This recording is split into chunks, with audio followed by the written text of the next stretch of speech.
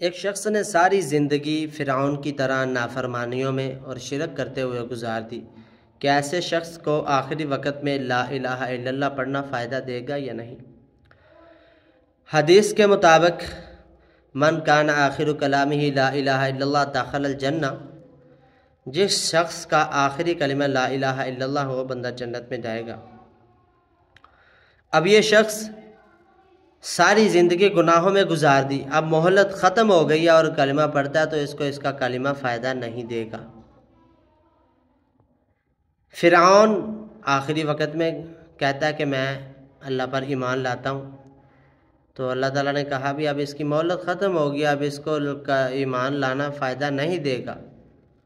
تو جس شخص نے ساری زندگی کفر میں گزار دی اسے چاہیے کہ مہلت ختم ہونے سے پہلے کلمہ پڑھے، پھر اسے کلمہ فائدہ دے گا۔ جس دل کے اندر رائی کے دانے کے برابر بھی ایمان ہوگا وہ بندہ جنت میں جائے گا۔